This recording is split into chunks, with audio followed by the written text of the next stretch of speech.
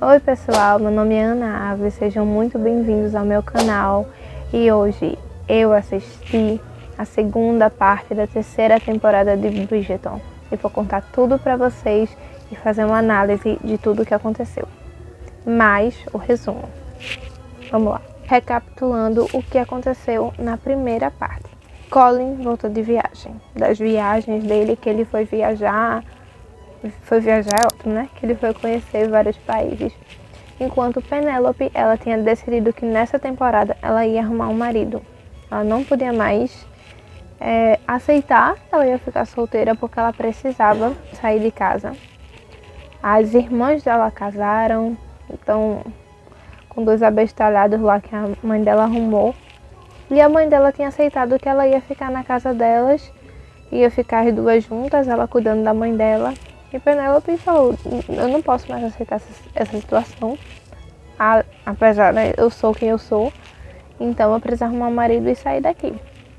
E aí o que acontece aqui, caso quem não assistiu não lembre, na segunda temporada a Penélope viu Colin falar que nunca cortejaria ela.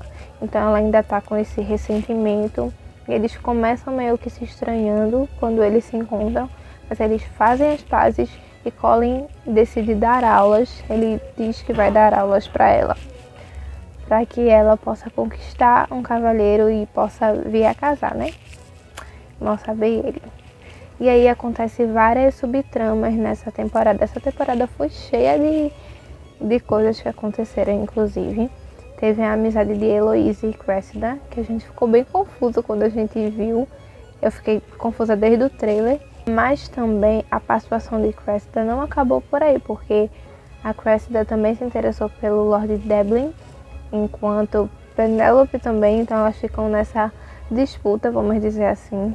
O que a série já tá dando o gostinho dali, mostrando mais de Cressida e da importância que ela vai ter na segunda parte, nessa segunda parte. A primeira parte realmente foi muito boa, eu gostei muito, tanto que eu estava esperando muito essa segunda parte, bem ansiosa, mas aí quando chegou foi um puxão de tapete. E eu não estou falando das mudanças em si, eu estou falando das coisas que aconteceram mesmo, do descorrer dos eventos. Então a gente vai falar um pouquinho de tudo e eu vou falar todos os pontos. Primeiro eu vou analisar a temporada em si, como um todo, depois eu vou falando dos pontos que eu gostei e o que eu não gostei. Dearest gentle reader. Essa escolha da temporada sem 2 partes foi uma decisão consciente da produtora. Foi consciente, mas não podemos dizer que foi uma escolha inteligente. E também não vou dizer que isso foi uma boa escolha para a narrativa da série.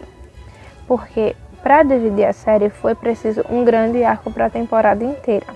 Que no caso é a história de amor entre Penélope e Colin. Na primeira parte, eles dividiram entre a conquista de Colin e Penélope, o desenvolvimento do relacionamento deles, do romance deles, e a segunda parte ficou para a problemática da Lady Whistledown. E aí quando você junta essas 2 partes, a parte 1 e a parte 2, parece que elas não se completam, que elas não se conectam. Por quê? Não casou a primeira parte nem a segunda parte, porque tanto o romance de Colin e Penélope quanto o problema da Lady Whistledown deveria ser feito em paralelo, não dividido. Por isso que na primeira parte teve tantas subtramas, tantos personagens, porque nessa primeira parte só tinha o problema do casal principal para se desenvolver. Mas aí quando passou para a segunda parte, que ainda tinha esse problema da Lady Whistledown, e tendo que desenvolver todas as subtramas que foram abertas na primeira, quando chega na segunda parte parece que eles olham o relógio e falam, mas já, a gente tem que correr, porque é feito tudo na pressa. Eles passaram muito tempo na primeira parte colocando só o morno, que na segunda parte, em 4 episódios, eles tiveram que resolver tudo. Quando chega na segunda parte, parece que você está vendo uma nova temporada, que eles têm que resolver em 4 episódios. E aí, quando começa a segunda parte, que é estabelecido que tem o problema da Lady Whistledown, você fica, ué, isso devia ter sido estabelecido desde o começo. Mas aí um novo problema começou na metade da temporada. E aí quiseram explorar o caso de Benedict com a viúva, a mãe com o irmão da Lady Danbury, Violet e o irmão da Lady Danbury. Aí colocavam as migalhas de Anthony também, para os fãs de Anthony e Kate ficarem felizes. Eu sou uma delas, inclusive. Aí começa com a família dela, e a Penélope e a família de Penélope. Dá pra perceber que é muita coisa pra se resolver em 4 episódios. Em 4 episódios. Porque algumas coisas não existiam e elas não eram tão importantes na primeira parte. Que aí, de repente, passou a ser. Sendo que eles não tinham tempo pra isso. Eles teriam, se eles tivessem começado a partir da primeira parte. Mas vamos para as partes que eu gostei, que eu acho que todo mundo gostou, é um senso comum, que foi o arco da família Featherington. Essa missão honrosa, porque a trama se encaixou perfeitamente. Ela foi estabelecida desde o começo, ela teve um início, meio e fim. E se encaixou perfeitamente como uma luva na narrativa. Tipo, a gente conseguiu acompanhar tanto a relação de Penélope com a mãe dela, a relação de Penélope com as irmãs, essa dinâmica estranha que elas estavam reconstruindo durante a temporada. E para esse destaque ser tão relevante, teve um motivo, que ele é concluído na segunda parte, então faz sentido. E eu gostei muito de ter visto. Portia, ela começou a botar fé nas outras filhas, em que as outras filhas seriam um herdeiro e elas seriam a salvação, porque elas estavam prestes a perder o título, elas não sabiam o que fazer.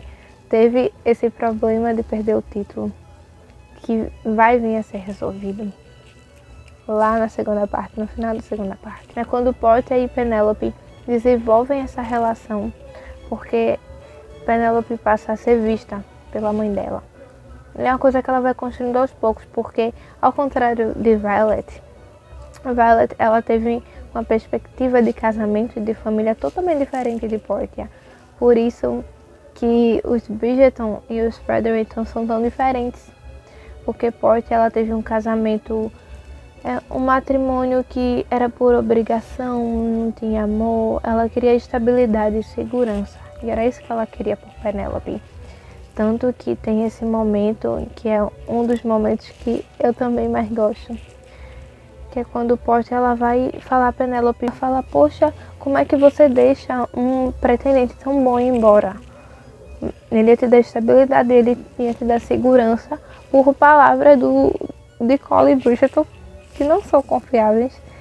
E aí chega a Colin e ele fala, minha filha, a sua filha é uma das criaturas mais decentes dessa família. Fale com ela direito e reconheça o valor dela. É quando Portia, ela cai em si também, do tipo, poxa, eu não tinha visto que ela tinha esse potencial. E outra pessoa precisou dar valor a ela para eu poder ver também. Inclusive, como fã no livro Os Segredos de Colin Bridgerton, Penélope tem uma irmã que se chama Felicity. Mas ao contrário de muitas mudanças que eu discordo nessa temporada, eu acho que a ausência dela não fez tanta falta. Eu acho que a série e a trama dos Featherington conseguiu funcionar mesmo sem Felicity estar presente na série. Outro ponto maravilhoso foram os figurinos e as músicas, em especial quando toca You Belong With Me da Taylor Swift no casamento do Colin e da Penélope, que foi um acalento no meu coração. Fiquei muito feliz. E o jeito, claro que sempre teve isso na série, né, das músicas falarem junto com a cena. Mas as músicas dessa temporada, elas se encaixaram perfeitamente. E foi muito legal de ver. Todos os figurinos, o design de produção impecável. Claro que algumas coisas são viajadas para a época, mas a gente não liga. A gente só sabe que é lindo visualmente. É tudo luxuoso, deslumbrante. Inclusive, eu acho que nessa temporada, os salões de baile eles estavam até humildes, menores, não sei. Eu fiquei com a claustrofobia, porque eles não pareciam tão espaçosos quanto os das temporadas anteriores. Não sei, fiquei reflexiva. Outro ponto que eu queria destacar é que por mais que a gente tenha ficado com o pé atrás com a Heloise, principalmente na primeira parte, nessa segunda parte, ela não fez tanta raiva quanto eu achei que ela ia fazer não, porque todas as preocupações dela eram totalmente justificáveis. A Heloise, ela tava com raiva de Penélope, mas ela deixou isso de lado porque a preocupação dela começou a ser o irmão dela. O que o irmão dela ia sentir, ia se magoar quando ele descobrisse que Penélope era a Lady Whistledown.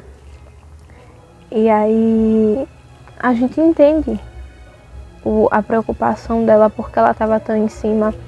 Inclusive, muita coisa, a Heloise meio que fazer pressão em Penélope o tempo todo, foi mais um pano de fundo para o que via ser o real problema entre Penélope e toda essa questão dela ser a Lady Whistledown.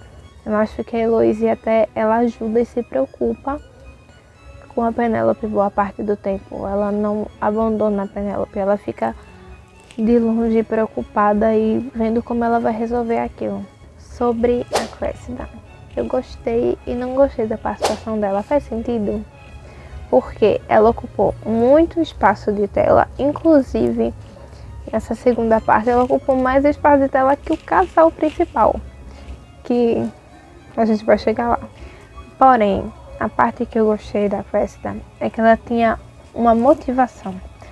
Fez sentido tudo que ela fez, porque tá certo, o que ela fez foi tolo, vamos falar no linguajar da série, foi tolo, foi. Mas foi uma atitude desesperada. Até Penélope reconhece isso. Que ela não fez por maldade, que ela faz na maioria das vezes, né? A personagem ela ganhou camadas. E pra acontecer o problema que aconteceu, teve um motivo, foi construído e não foi por acaso, não foi por nada. E Penélope se viu nela até um pouquinho. Então fez sentido, foi bem construído. Foi essa parte que eu gostei. Como ela conseguiu escrever um folhetim se passando pela Lady Whistledown, eu não sei.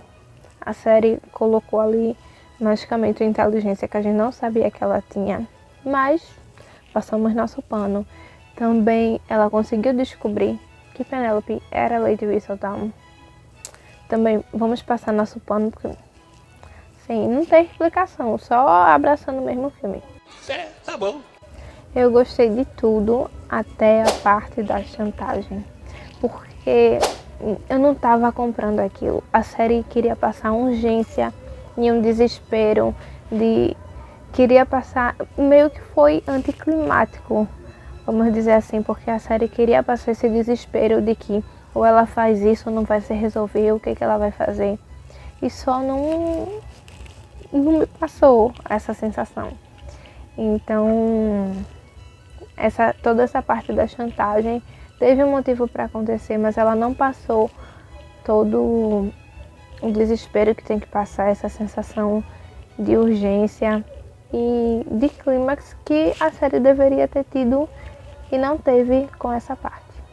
Tem uma menção honrosa aqui para o meu casal, Anthony e Kate, que sinceramente a Shonda odeia Anthony e Kate, porque eles apareceram várias vezes, eles brilharam, mesmo no pouco tempo em que eles apareceram, eles brilharam. E aí eles aparecem, eles somem, passam pouquíssimo tempo.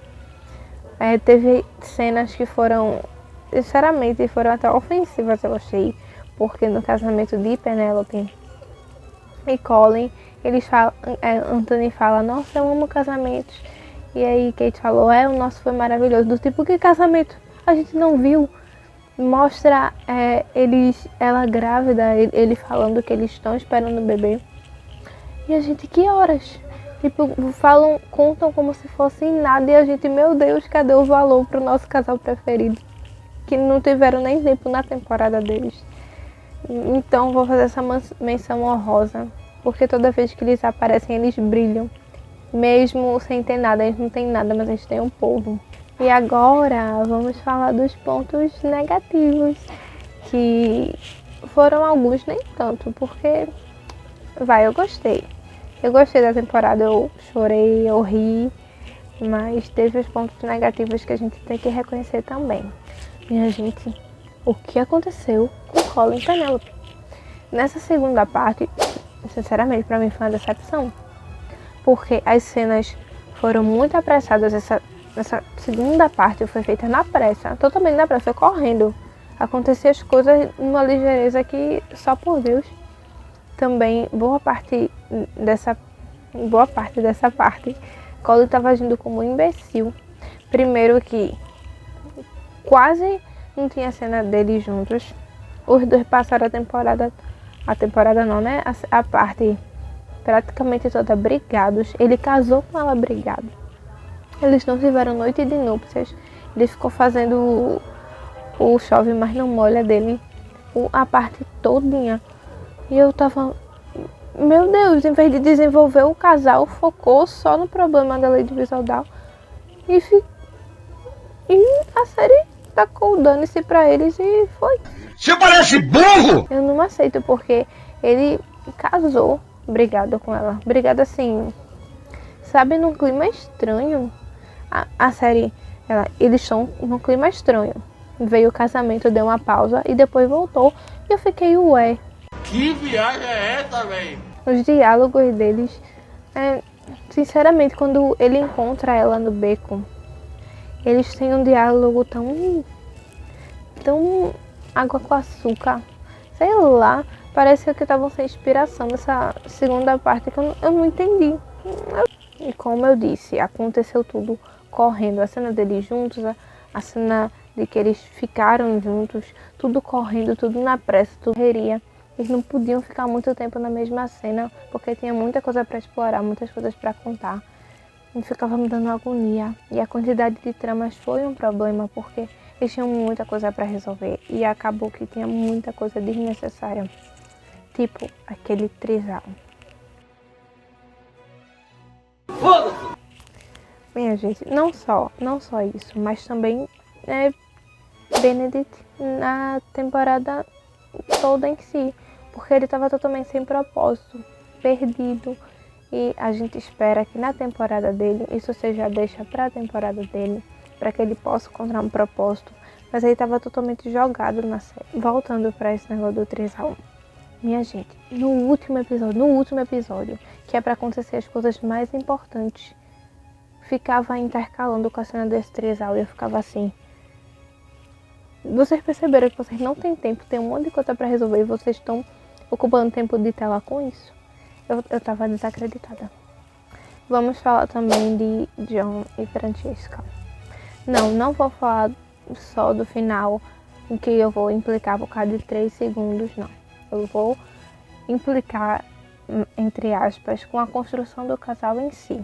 Porque na primeira parte, a gente viu o casal sendo construído, a gente pensou, nossa, eles vão ser um casal calmo, sereno e tranquilo. Mas a gente vai ver o desenvolvimento deles mais na temporada dela, ou então na segunda parte, em que vai ver eles se apaixonando. Mas aí a gente quebra a cara porque a gente viu que a série estava dando indícios desde o começo de que eles não são tão apaixonados assim. Na verdade, o Shonda colocou na nossa cara, na gente, que lê os livros, queria esfregar na nossa cara que eles não eram apaixonados. Que mais ou menos assim, só John era apaixonado por Francesca. E ela não era tão apaixonada por ele assim. Que ela estava confusa e que ela só tinha aceitado ele por comodismo.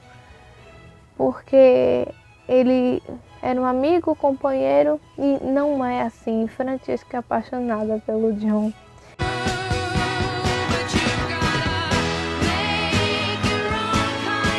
Puxa nosso tapete e diz, John e Francesca nunca se amaram de verdade. Porque na verdade ela vai se apaixonar por outra pessoa. A temporada já acabou com a série mostrando que Francesca já vai trair. Eu já tô vendo. Ela vai trair ele. Se ela não trair ele fisicamente, ela vai trair no pensamento. Ela já traiu, porque ela não está tão apaixonada por ele assim. E é assim que a série resolveu pintar o romance deles. E é assim que vai ser. Para fechar tudo, teve o discurso de Penélope pedindo a permissão da rainha para ser a Lady Whistledown e mostrando respeito ali, falando: eu reconheço tudo o que eu fiz. Eu acho que foi um bom fechamento. Senti falta do Colin indo lá apresentar a esposa dele como a Lady Whistledown. Eu senti. Mas eu acredito que foi um bom fechamento para a personagem, para o que a temporada estava construindo dela até ali, como uma pessoa mais confiante, uma pessoa que tinha um poder absurdo que ela conquistou para si mesma. Então, e assim, né? Teve seus altos e baixos, teve as coisas que eu gostei, as coisas que não gostei, mas a série, ela me entreteu, ela me fez sorrir, me fez chorar, me fez passar raiva, mas eu gostei muito. E eu acredito que a próxima temporada vai ser um divisor de águas, que ela vai ser só daqui a 2 anos. Mas eu quero ver o que vai acontecer e o que nos aguarda. This author cannot tolerate a lie. Você concorda comigo? Discorda de mim? Lembrou de alguma coisa que eu não lembrei, mas que você acha que é importante a gente debater? Coloca aí nos comentários. Então, meu querido e gentil leitor, não se esqueça de se inscrever no canal, deixar seu like para que essa autora faça novos conteúdos para vocês. Então é isso. Muito obrigada pela sua audiência. Até a próxima e tchau!